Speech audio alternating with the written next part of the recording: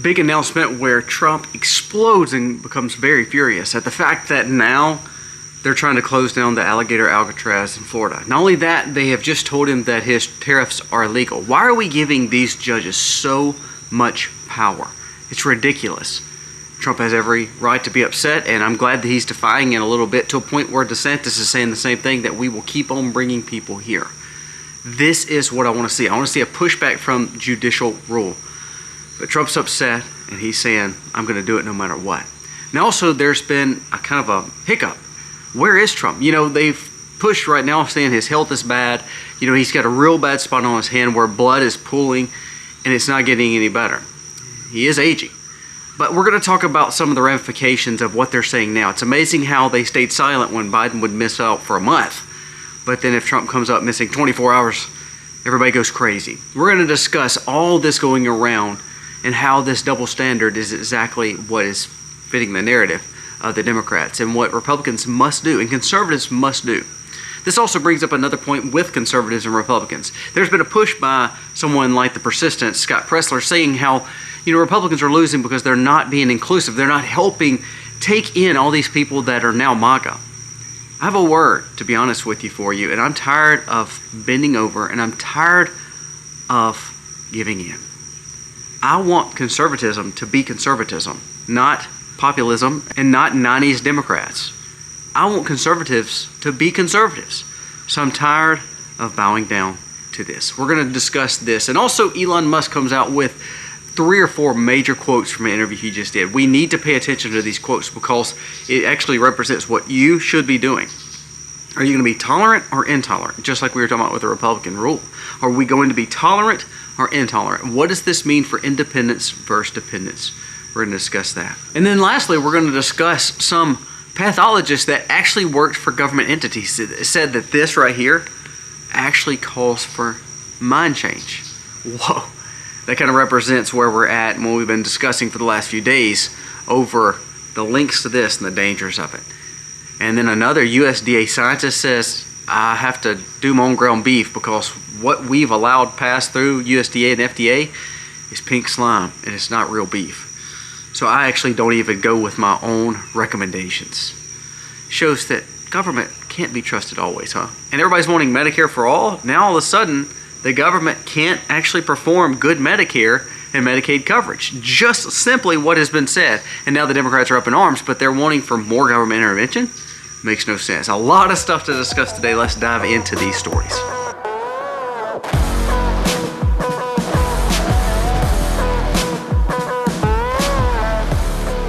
Hey guys, welcome to our channel. Thank you so very much for being here. We're humbled by your support, and it means the world to us. Please give us a thumbs up and tell YouTube by sharing this content and commenting below if this video means something to you. So thank you so much for being here. Now let's jump into the stories of the day. First, let's talk about Trump.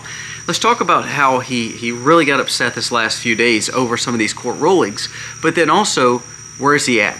Now, there's 2 things that we need to discuss when we talk about this. First, let's talk about the fact that I love that he's pushing back. There was a judge that came out that said his tariffs are illegal. He's got to stop it. And he came out and said, no. I love that. Secondly, there's another one that says he's got to close down the Florida's Alcatraz, the tent city that him and DeSantis actually came up with that helped hold illegals before they were deported. And Trump and DeSantis both said, no, we're not doing that. Okay, this is what I love to see. I love to see conservatives or Republicans or governors or congressmen or anyone on my side just at least stand up to this judiciary overreach and activism.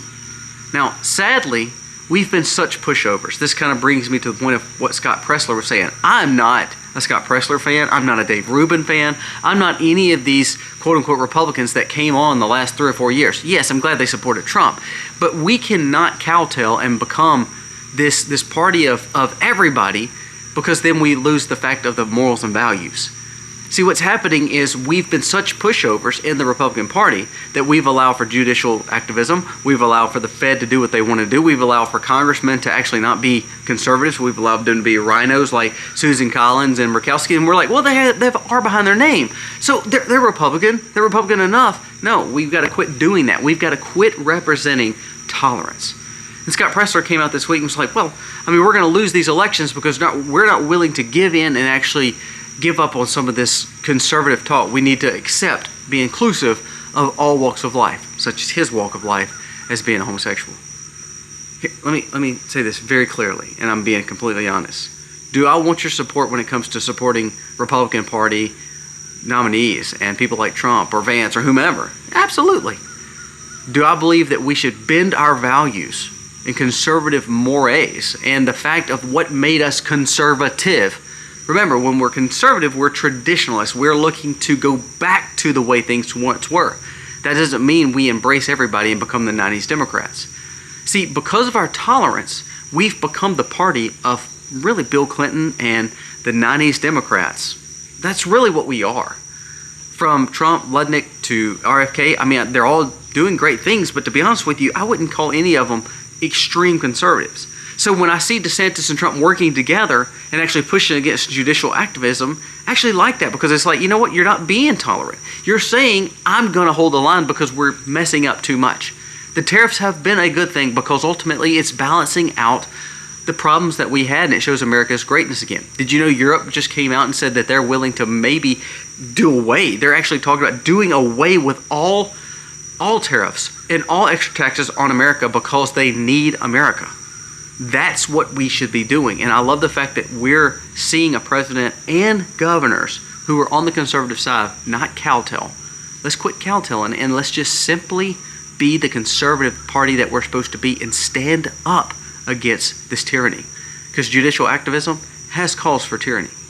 This goes back to the covenant shooting situation. This goes back to all these other things that we're dealing with. All this was because of a tolerant moral and value system, and we've allowed the government to walk over us and trample us, and I'm sick of it. So I love to see this, and I love the fact that Trump is furious, and I'm supporting that he just keeps on pushing it. And you can call him a tyrant, you can call him a dictator, I don't really care anymore. Just simply do the will of the people, the conservative movement who we voted for you to be. That's what I want to see. Now this brings up to the second point of the comment last week with J.D. Vance wanting to be president and said he's ready to be president if Trump's health failed. That is not the context of what was said. You need to go back and see the whole quote.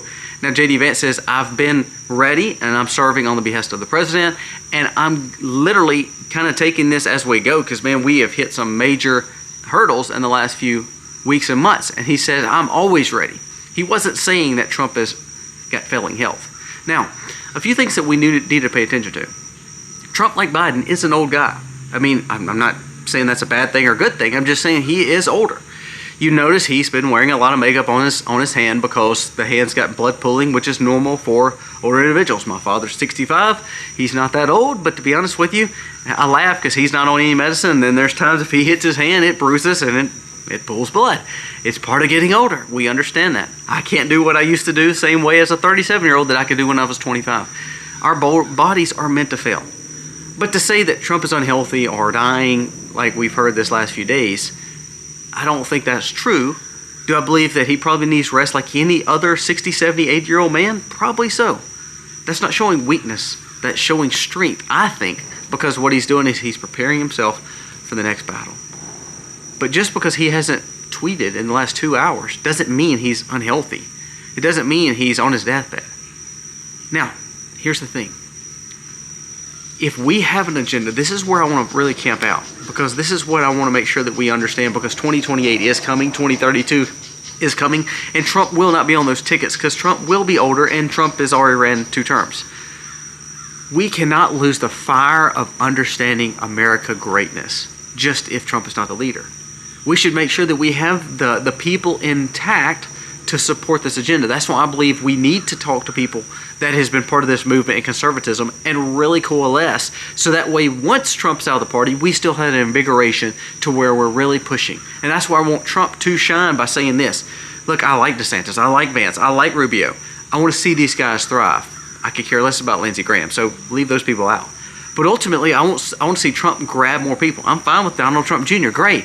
Let's bring in more conservatives and more of the base, so that way we build up a great lineup, so that way when Trump is down, or if Trump's health starts failing, if he can't make it 4 years, if he's not here in 2032 to help support the new president, either way, that we embrace the fact that whatever the game plan was for conservatism, it's still playing out. Whatever MAGA's plan was, whatever conservatism plan was, whatever freedom's plan was, that it still goes on and we don't lose our fire. Because what I don't want to see is us build all this trajectory and then all of a sudden we let it go because Trump's no longer at the helm. You know, we can still make America great even through other people. And that's where Trump, I think, should bring others behind him and build the best lineup, the best second, third, fourth string quarterbacks that he can. Because ultimately what it does is it prepares us for the next coming weeks, months, years, and decades. So don't let this narrative that he's unhealthy and he's sick and dying. He's probably not. But we do need to realize he is 79 and he's not getting any younger, just like you and me. We're getting older. So we need to prepare and have a great lineup for that. Actually, the thing that I want to pay attention to is this. Do I believe that any part of Washington is good? I believe everybody wants power. And that goes to the conservatives and the people like J.D. Vance and Palantir or whomever. I mean, that's who they're appointing for CDC. They're appointing somebody from Palantir, which is kind of scary. But ultimately, I do believe that the Republicans and the core conservatives are going to stand on our side way more than what the liberals are. So I hate to say this, and it sounds cliche, but sometimes it is pick of their lesser evils, but ultimately, one's got to represent you more. And that's why I think that we can't be tolerant of whatever the new narrative is. We have to be focused and mind-driven of conservative and freedom. Now, do I want Trump's health to keep on doing well and that he keeps on being a president? Absolutely. But we can't let that drive the narrative, and we got to make sure that we stay focused. But just like what he was saying with the judicial activism, I love the fact that DeSantis is calling the hand of the property tax. I love the fact that he's calling the hand of the judicial activists trying to shut down the alligator Alcatraz. I love the fact that he's standing with Trump. I think this is a good play, and I think ultimately it's going to make the base stronger in the long run. Now that brings me up to what Elon just said. Now, Elon, again, it's one of those people that sometimes you can't trust. I understand. It's kind of like J.D. Vance sometimes and Palantir. Like, sometimes you're like, this is some shady stuff. But there's 2 to 3 comments he made in the interview in the last 2 days that I think we need to really pay attention to because they speak volumes of what we just been talking about. Elon has been interviewed because he's been talking about Great Britain a lot because he's seeing a lot of the problems that is going to affect us. It's already affecting Britain, meaning really the Englishmen are losing Britain. They're losing their homeland to infiltrators and to the liberal ideology. But I love what he made in this comment. Someone asked him, they said, what do you think about this whole situation when it comes to the West in general? Meaning from America to Australia to Great Britain, what are we doing and should we fix all this? And I love what he said. He says, if tolerance means the end of Western civilization, then we must become intolerant. We cannot be tolerant of this. Now, for the longest, we've been tolerant of accepting people just in the name of accepting people. We've been tolerant in accepting immigration because that's the way of the world, because we're a nation of immigrants. That's all you hear. We've been tolerant to fit all these narratives. And what has it got us? I want you to ask yourself, what has the last 20 to 30 years of your life with these congressmen being tolerant and being pushovers, with this judicial branch being activists, with us accepting people like the Mitt Romneys and McCains and Lindsey Grahams, what has it given us? It's given us more problems.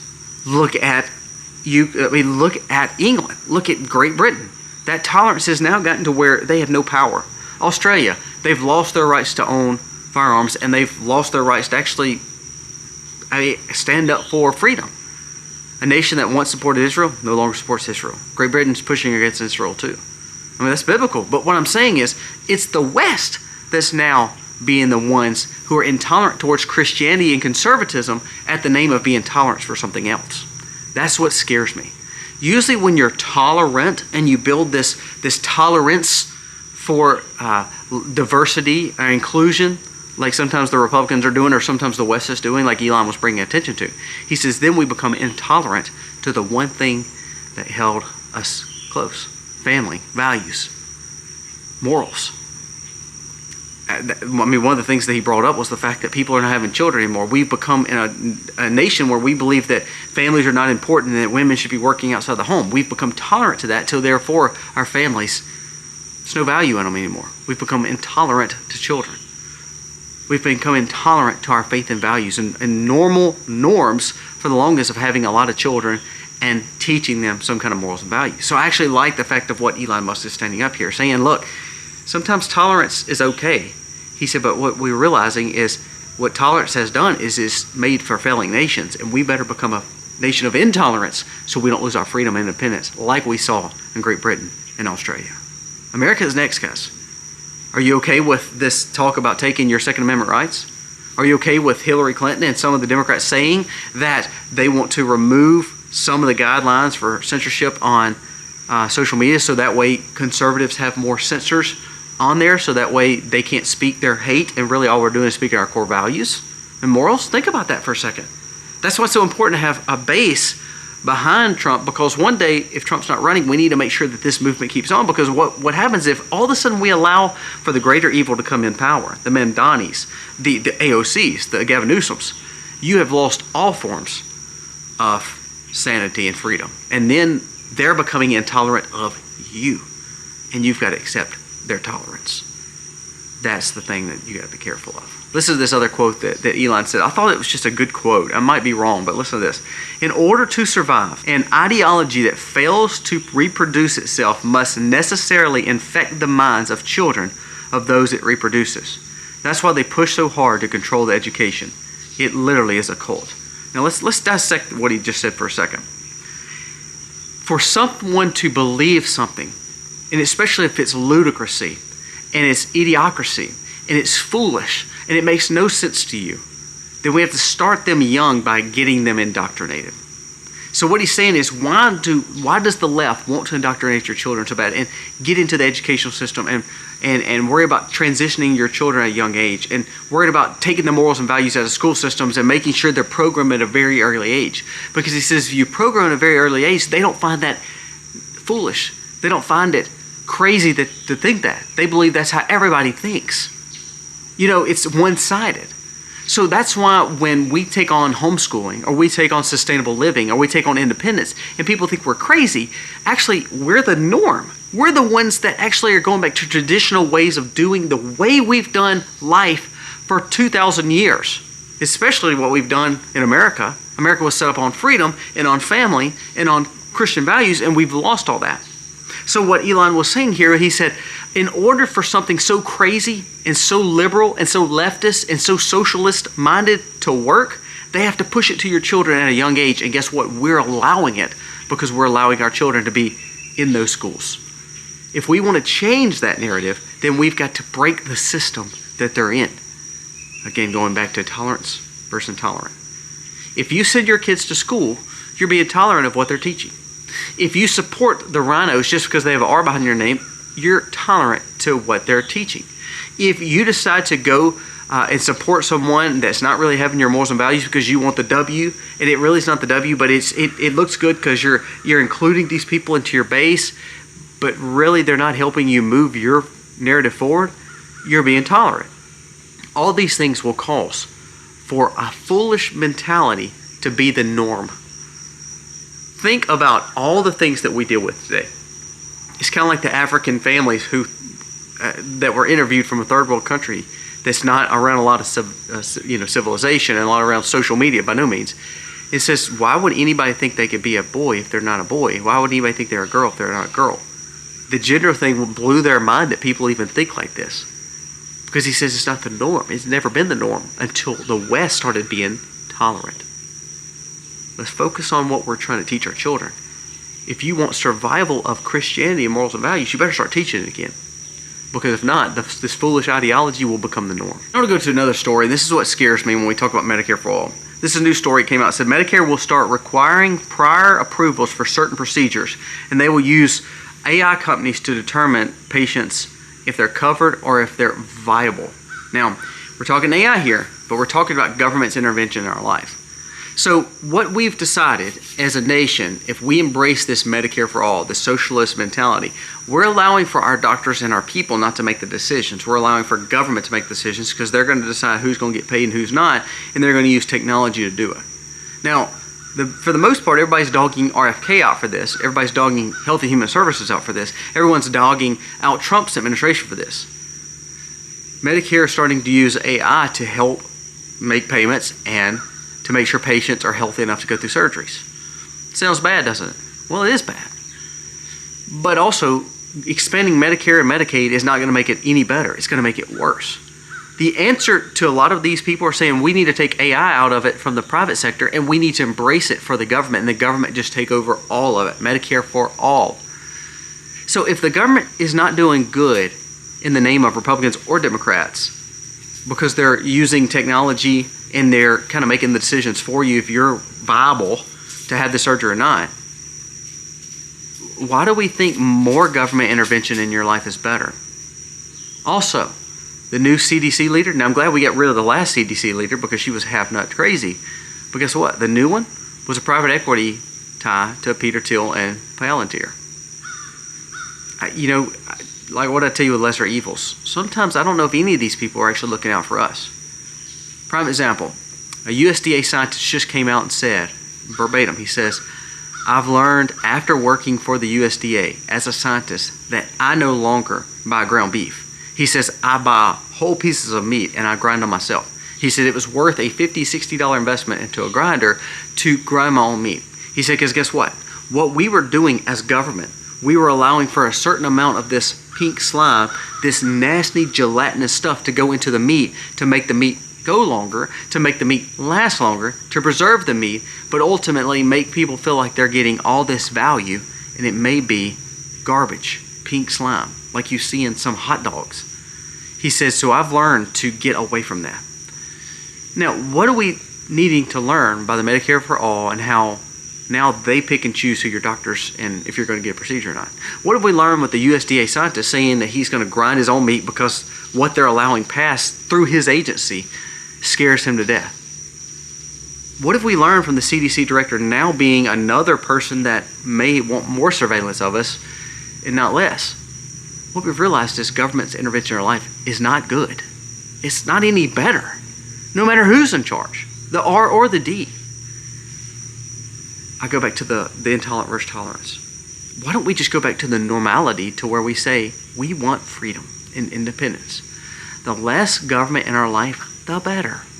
That's the answer. There is no, oh, by the way. No, it's the less government in our life, the better. I don't know one person that's on Medicare or on Medicaid that says government is doing perfect and we're so glad to be on it. Most of them have to be on it, and they say that they have problems. I talked to a gentleman just 2 days ago, and he said under Medicare and under his supplements, he was going to have to pay like $6,000 a month to have this treatment because Medicare wouldn't cover it. So what it was saying to this 80-year-old man was, you're not really worthy of that medicine. We're not going to cover it for you. So if you really want to live, you've got to buy it yourself. Is that really what we want with socialized medicine? Because that's exactly what you would get. Pay attention to these stories. They're bigger than you think. The more government's in your life, the less you actually have control of it, and the less independence you have. Tolerant versus intolerant. That's the story I want to get to because this is a big one, and because we're kind of running out of time. But I want you to listen to this. Italian pathologists, along with U.S. pathologists, might have discovered the reason behind the personality changes in some of the individuals that got that in their arm.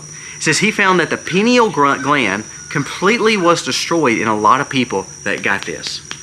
So you know how we worry about mind-altering things.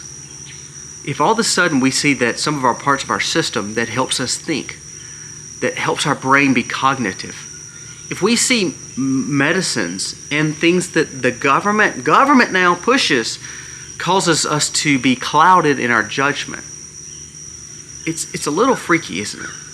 It makes you wonder, really, who's looking out for us? Like the USDA situation, like the CDC. And now all of a sudden you realize that the thing that they've been pushing, giving it to you for free, telling you have to get, seeing that you need it, do you actually need it? Because now we're seeing that it's causing harm to the pineal gland that's actually causing for mind-altering decisions by a lot of people. This pathologist says what we're realizing is the change in people's motivations, the change in people's way of thinking, the change in people actually may be caused by cognitive problems that we give based on medicines and things we put in our body. The RNA, and I have to kind of substitute the terminology, but that version, they said, is actually going to cause more harm than good.